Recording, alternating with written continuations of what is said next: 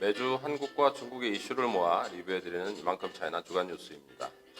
중국과 해외에 계신 분들께 주간 뉴스로 세상의 흐름을 알려드리겠습니다. 이만큼 차이나는 웹사이트 코리아타운 상하이와 유튜브에서도 보실 수 있는데요. 중국 상하이 현지에서 전해드리는 만큼 보다 정확하고 생생한 소식을 전하겠습니다.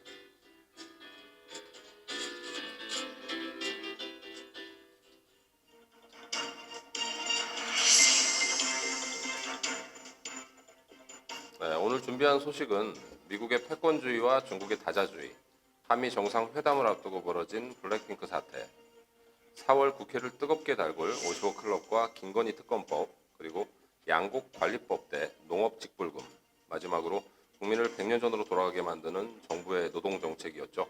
69시간 노동법에 대해 소개합니다. 이만큼 차이나 주간 뉴스 지금 시작하겠습니다.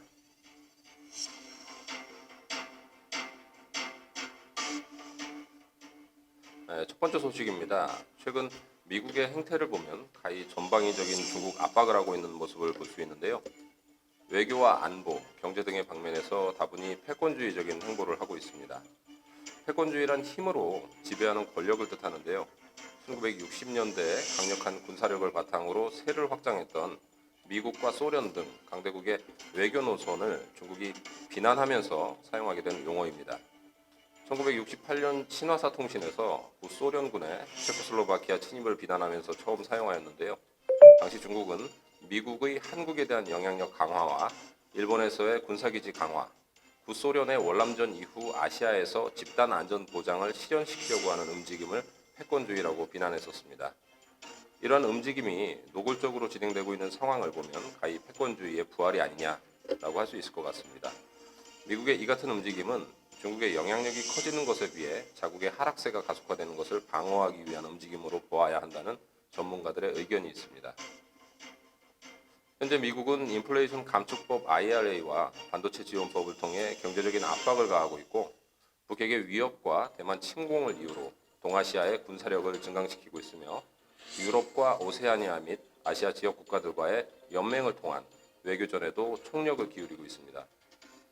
한편 중국은 이에 대한 대응 전략으로 유럽, 중동, 아시아 국가들과 소통을 통해 다자주의 정책을 펴고 있는데요. 중국과의 경제적인 협력 비중이 큰 국가들에게는 상당히 먹히고 있는 것 같습니다. 다자주의란 국가 간 협력을 위해 범세계적인 협의체를 구성하고 규범과 절차를 만들어 준수하는 것을 의미합니다. 말뜻만 놓고 보면 참 훌륭한 생각입니다만 실제는 미국의 패권주의적 압박을 벗어나기 위한 대응책으로 보입니다. 중국 역시 패권주의적인 행보로 볼 수 있는 1대1로 정책을 지난 2014년부터 펼쳐왔고 이에 피해를 호소하는 아프리카와 남미 국가들이 즐비한 상황이기 때문입니다. 2022년 기준 한국의 대중무역 수출 비중은 27%로 전 세계에서 가장 큰 비중을 차지하고 있고 경제와 안보에서 미국과의 관계를 무시할 수 없는 처지에 있는 우리 한국의 입장에서는 참 고래 싸움에 끼어있는 새우의 처지가 아닌가 싶습니다. 외교와 안보, 경제에서 현재 한국은 향후 10년을 볼 때 가장 위태로운 시점이 아닌가 싶습니다.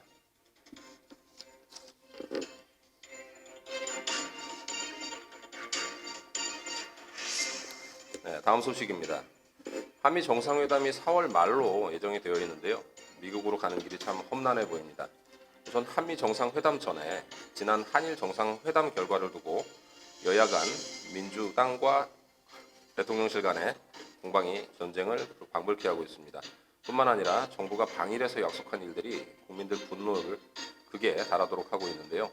전국의 시민단체, 종교단체들이 시국선언을 발표하고 심지어 해외의 각 교민단체들까지 서명 운동을 펼치고 있는 상황으로 치닫고 있습니다.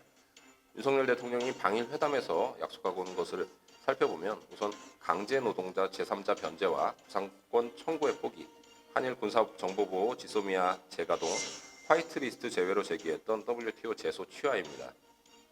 국민들의 분노는 크게 두 가지로 구분할 수 있을 것 같습니다. 먼저 외교는 실익을 추구하는 것이 기본이 되어야 하는 데 반해서 아무런 결과물을 받은 것이 없다는 사실이고 다른 하나는 국민적 정서를 고려하지 않은 채 어떤 합의의 과정도 없이 독단적인 결정을 내리고 돌아왔다는 점입니다. 또 제3자 변제로 대법원의 판결을 무시했으며 다시는 배상을 논하지 않겠다는 구상권의 포기, 그리고 또 일본은 풀지도 않았는데도 불구하고 WTO 제소를 취하는 한편 저희 한국에게는 큰 도움이 되지 않는 지소미아 회복을 통해서 일본에 우리 군사 정보를 넘기겠다는 약속을 한 부분을 두고 국민들이 납득할 수가 없는 것입니다. 또한 국빈 방문이라고 발표하는 내용과 달리 일본 언론의 보도는 4등급인 공무 방문에 대우를 했다라고 보도를 했습니다. 과거 노무현 대통령 때를 비교해 보면 의장대 사열 속의 황궁을 방문해서 천황 부부를 만나고 황궁에서 주최한 만찬을 한 다음 영빈관에서 정상회담을 열고 공동 기자회견을 통해서 선언문을 발표하고 총리 공관에서 만찬을 하고 일본 방송국의 실황 보도를 통해 100여 명의 기자들과 대담회를 가졌으며 일본 국회의원 중의원에서 방문해 연설을 했습니다. 누가 봐도 이 상황은 국빈 예우를 한 것이죠. 반면 윤석열 대통령은 선물 보따리를 가득 들고 가서 쏨에게 오므라이스를 먹고 국빈 대접을 받았다고 하니 참 기가 막히지 않을 수 없습니다. 윤 대통령의 한일 정상회담 일정은 1박 2일로 첫날 의장대 사열 후에 오므라이스 만찬, 맥주 회동, 정상회담, 공동 기자회견으로 마무리됐는데요. 아무리 봐도 국빈 대접은 아닌 것 같습니다. 이번 뉴스 제목을 한미 정상회담이라고 말씀을 드렸는데 왜 상관없는 한일 정상회담을 이야기하는지 궁금해하실 분들을 위해서 잠시 설명을 드려야 되겠습니다. 외교의 문제는 여러 국가 간의 이해가 서로 연결이 되어 있고 인도 태평양 정책을 펼치고 있는 미국에서는 이 정책의 발의국인 일본과의 협력이 누구보다 중요한 상황입니다. 또 동아시아의 전략으로 중요한 한국이 같은 목적의 일본과 가까워지기를 원하고 있는데요. 외교 전문가들의 평을 들어보면 미국의 요구로 한일 정상회담이 이루어졌다는 말이 나오고 있고 한미 정상회담 후에 G7 의장국인 일본의 초청을 바라는 정부의 입장에서도 서방 세력과 동아시아의 연계는 미일의 관점으로 볼 때 가장 중요한 일입니다. 그렇기 때문에 한일 회담, 한미 회담, G7으로 이어지는 외교를 위한 행보라고 말하는 것입니다. 다시 한미 정상회담에 대해서 이야기를 이어가겠습니다. 4월 말경에 예정된 한미 정상을 앞두고 김성한 대통령실 안보실장이 사임하는 사태가 발생했습니다. 이로 인해 외교안보의 사령탑인 국가안보실장이 교체가 되었는데요. 정상회담을 한 달도 남기지 않고 발생한 일로 여러 가지 이야기가 나오고 있습니다. 그중 하나는 연초부터 미국 백악관에서 한미 정상회담 만찬을 위한 블랙핑크와 레이디 가가의 공연을 제안했다라고 대통령실에서 밝혔고 주미대사관이 이를 안보실장에게 전달했는데 다시 대통령에게 보고하지 않고 있다가 대통령이 알게 되어 분노했다는 설과 대통령 부인인 김건희 씨 라인에 김태효 안보차장 간의 불협화음으로 사임을 했다는 설이 있습니다. 어떤 것이 사실이건 간에 언론의 이러한 소식과 회담을 앞두고 주요 안보 라인이 교체되는 상황은 쉽게 이해하기가 어렵습니다. 이번 한미회담에서 중요한 의제는 외교, 안보, 경제에서 대중 압박을 하고 있는 미국 바이든 정부와 IRA, 반도체 지원법 등이 우리 기업에게 유리하도록 결과를 이끌어내야 한다는 것과 디스플레이, 바이오 연구개발, 국제수소 거래 활성화, 로보틱스의 산업 등에서 협력을 확인해야 하고 보다 중립적인 위치에서 중국, 러시아와의 경제 협력을 유지해낼 수 있는 방법을 만들어내야 한다는 점입니다. 미중 간의 대립으로 IMF는 올해 세계 경제 성장률을 2.7%로 전망했습니다. 이 중 한국은 1.6%로 내다보고 있는데요. 국민들이 겪고 있는 체감 경기는 정말 최악입니다. 한국의 주요 상권에서 문을 닫은 가게들이 눈에 띄게 늘고 있습니다. 이번 한미 정상회담만은 부디 한일 회담처럼 다 양보하고 돌아오는 것이 아니라 안보와 경제를 구분해서 동아시아의 평화 기조를 중립적인 자세를 가지고 실익을 챙겨보기를 고대해 보겠습니다.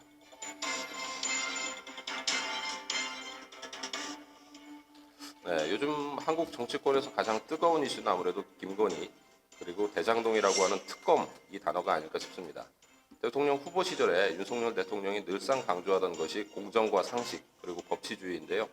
이에 반해 야당의 입장은 증거도 없는 제1야당의 당수를 322회 압수수색과 3차례 검찰 출석을 시키고 법원 재판 과정에서 증거가 드러난 대통령 부인은 소환 한 번 하지 않는다며 1년 가까이 정치적 대립을 이어가고 있습니다.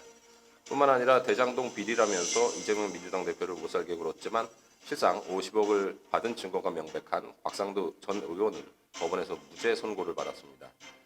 이에 민주당에서는 김만배 씨와 박영수 전 특검의 수사 내용을 주 내용으로 담고 있는 50억 클럽 특검 법안을 발의한 상태입니다.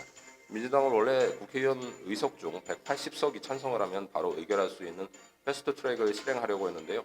캐스팅 보트를 가지고 있는 정의당의 비협조로 현재는 국회 법사위에 상정되어 있습니다.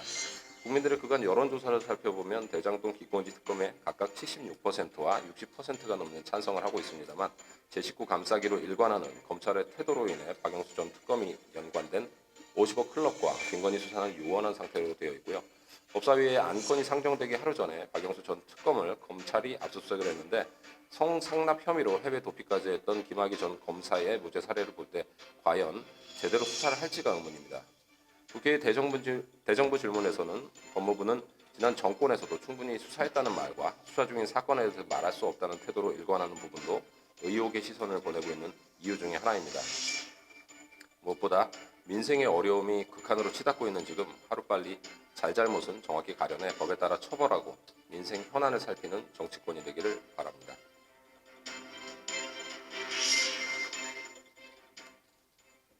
다음 소식은 69시간 노동법입니다. 윤석열 대통령은 후보 시절부터 주 120시간을 노동하자라고 말한 적이 있는데요.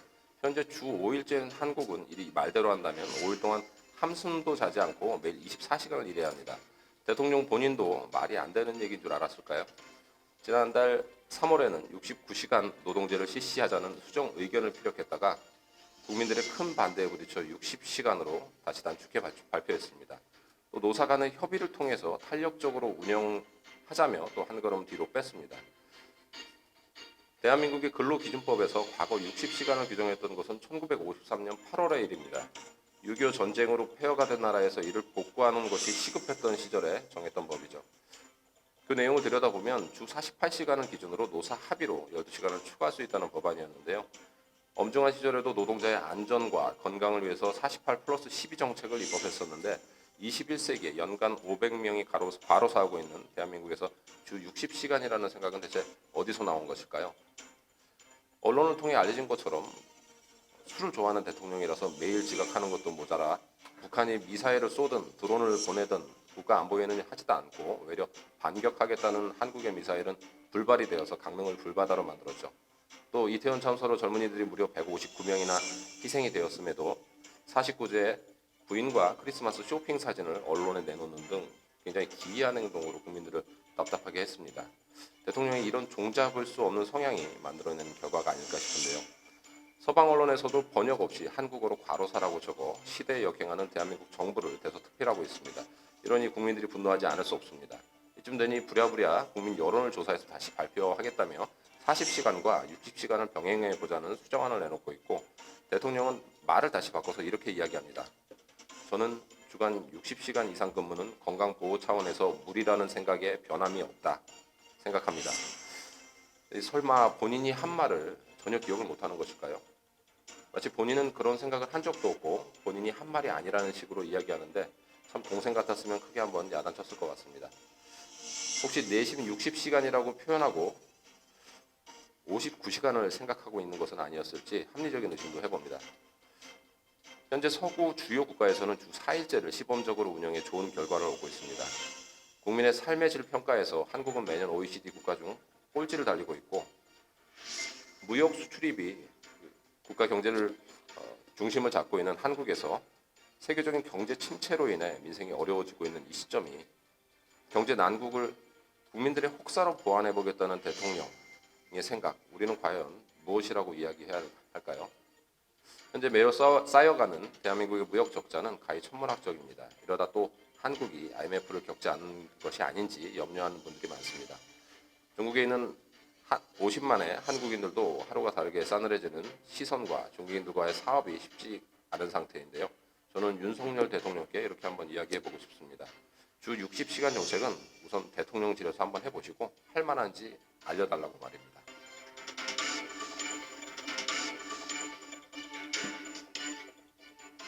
네, 오늘 준비한 마지막 소식입니다.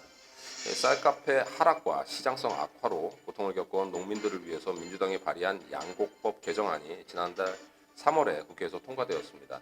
하지만 윤석열 대통령의 거부권 행사로 인해서 다시 국회로 재심의가 넘어온 상태인데요. 민주당과 정부의 입장이 무엇이 다른지 한번 살펴보겠습니다. 민주당이 발의해 국회에 의결을 통과시킨 양곡법의 주요 내용은 쌀값이 전년을 대비했을 때 5%에서 8%가 하락을 하거나 생산량이 3에서 5%가 초과되면 정부가 이를 매입하자는 취지입니다. 식량 안보와 농업의 미래 측면, 그리고 또 고령화된 농민들의 채산성을 정부가 보조하자는 의미인데요. 하지만 정부의 입장은 포퓰리즘적인 농민표를 의식한 정책이고 허망한 재정의 사용, 미래 세대에 부담을 주는 정책이라며 반대의 뜻을 밝히고 있습니다. 이에 정부의 대안은 수급 안정 대책과 직접 지원금 예산을 2027년까지 현재 2배로 늘려서 5조 원으로 확대하겠다는 대안을 내놓고 있는데요. 선뜻 듣기에는 어떤 정책이 포퓰리즘과 농민표를 의식하지 않은 것인지 잘 이해가 되지 않습니다. 정부의 대책을 살펴보면 재배 면적을 감축하고 농가별, 품목별 실제 수익과 매출 변동 시 이를 완화하는 프로그램을 도입한다는 생각입니다. 시장 기능을 최대한 존중하는 방향으로 농가의 안정성을 부여하되 수급 불균형을 근본적으로 해소할 수 있는 대책을 추진한다고 밝혔습니다. 이에 야당과 전국의 농민단체, 시민단체 등은 삭발 시위를 통해 강한 반대 의사를 밝혔습니다. 또한 야당의 입장은 대형 건설사들의 미분양 아파트는 정부가 보조해서 매입을 하고 청년들의 대출금은 이자를 삭감하는 것은 포퓰리즘이 아니고 농민들을 위한 정책만 포퓰리즘이냐, 후쿠시마 오염수와 멍게는 용인하면서 농민들을 구제할 생각이 없느냐고 항의를 내놓고 있습니다. 정부 여당은 더 기가 막힌 이야기를 해서 또 국민들을 실망시키고 있는데요. 국민의힘 조수진 최고위원은 라디오 프로그램에서 여성들이 다이어트로 밥을 잘 먹지 않는데 밥 한 공기 다 비우는 운동으로 쌀 소비를 촉진하자는 의견을 개진을 했고, 윤석열 정부도 장단을 맞춰서 1,000원의 아침밥을 늘려서 소비를 진작하겠다고 합니다. 서민 경제가 어려워지니 긴급 자금 대출이라며 100만 원을 빌려주면 15.6% 이자를 내라고 하는 정책, 자살률을 줄이겠다고 번개탄 생산을 금지하겠다는 정책, 나라 살림이 어려워지니 근무 시간을 대폭 늘리겠다는 정책, 쌀 생산이 증가하니 다수학 품종을 금지하고 재배 면적을 줄이자는 정책, 가히 수준 이하의 상상력으로 돌아가는 대한민국 국정의 모습입니다. 새로운 정권의 시작부터 국민들의 관점에서 보면 사사건건 정쟁화되는 정치권의 모습에 느끼는 피로감이 그 어느 때보다 심각합니다. 가뜩이나 어려워진 경제와 살림살이에 모든 국민들이 어느 때보다 희망적인 소식을 기대하고 있습니다. 양곡관리법이든 농업직불금이든 부디 농민들에게 보다 실효적인 정책을 빠르게 실시해 걱정거리를 하나라도 덜어보면 좋겠습니다.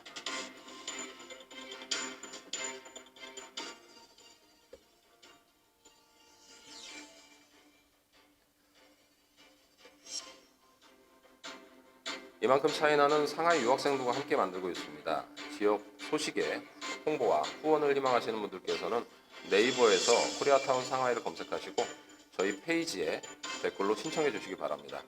매일 새로운 이슈로 찾아뵙겠습니다. 지금까지 저는 심홍이었습니다.